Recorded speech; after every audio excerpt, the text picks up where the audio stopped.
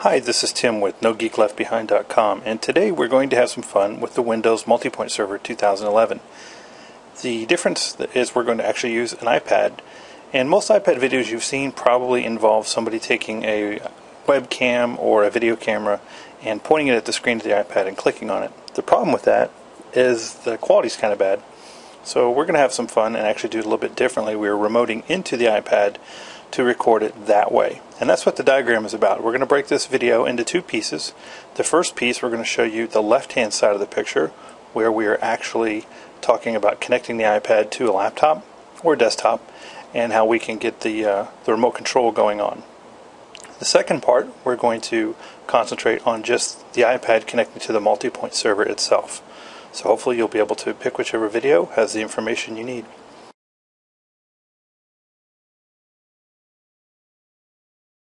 So on to the first part of the video. What we're doing right now is we've got a jailbroken iPad that's running a program called VNC, V-E-E-N-C-Y. What this program does is exactly like what it sounds. It runs the VNC program on an iPad, and then we can run the VNC viewer on the laptop itself. So this has to be jailbroken, unfortunately, to do that, so I'm not recommending you jailbreak it, but if it already is, you can have some fun. So let's take a look at that. On my machine here, this is the desktop. Here's the VNC viewer. I'm just going to double click this. It's a free download. Choose run.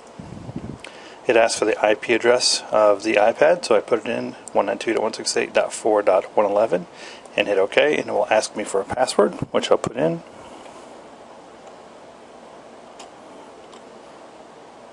This is really fun, huh?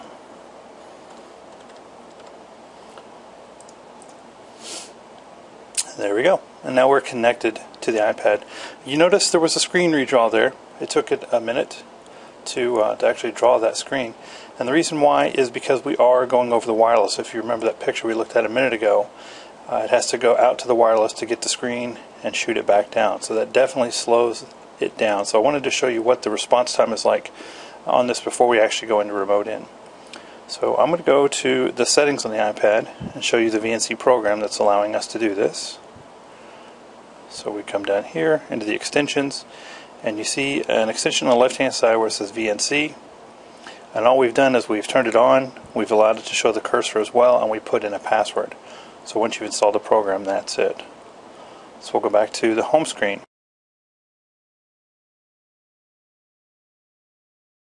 Now the second piece, in order for us to be able to talk to the MultiPoint server, we need some type of RDP client on this. And if you go to the App Store on the bottom here, there are quite a few apps revolving around RDP and remote access. There's programs like Log Me In, there's some free RDP programs, there's ones that are particular for VPNs and things like that. The one we're using is right here in the center called Remote Desktop Lite. You might also see it called Mocha Desktop Lite.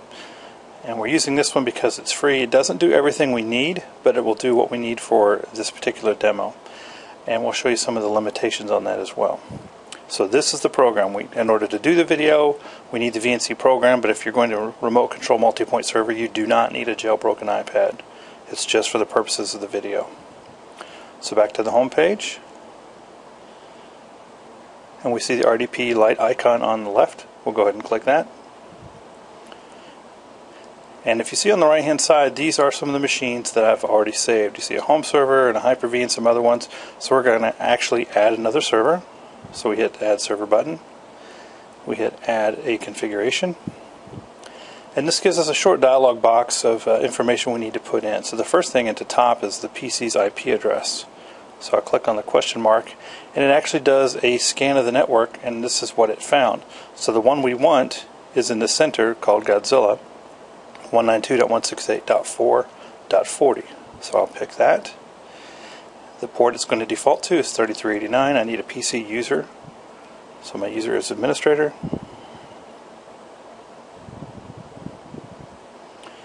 And then I close my keyboard. I need a password. It's very complex.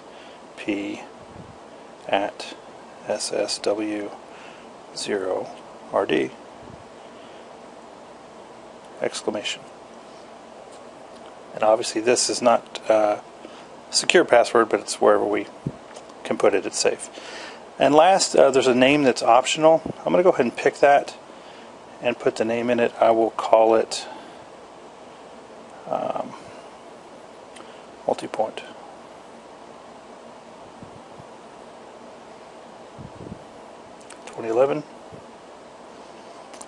And I'm done. I'll go back to the configure screen, and now we see the very top. There's our MultiPoint server. I'm going to choose connect and hit MultiPoint, and there it goes. And we are actually in the MultiPoint server right now. We're logged in as administrator, so we're going to see the controls. Center that a little better. We'll see the controls on the screen. Now with this particular RDP client, this is the free version. Like I said, there's a keyboard button on the left, and it's missing some keys which you might need, and it actually tells you about that if you go to the menu button and then you hit help. It just says this particular RDP program, if you want things like the control key and the alt key, that's the $5.99 version. But for the purposes of the demo, we can use the free one just fine. I'm not recommending this program over another one. There's also an enter key that looks like an arrow, and there's what we're going to hit is this lock button right here that turns the blue lock. What that does is it keeps the keyboard, the screen from scrolling around, so I can't zoom, I can't pan. I'm just going to center it and then lock it and then drop my screen down. So here is the MultiPoint server, and to prove it, there we go, go to computer, there it is. And there's the machine named Godzilla in the bottom left. So from here we can actually open the dashboard for Windows MultiPoint and see all of the users we have on the server. These are a series of demo accounts. You could do the same things where we can add another user if we want to. Bring up our keyboard. And my full name is also Tim. And because I have no sense of imagination, I'll actually make the password Tim as well. And confirm it.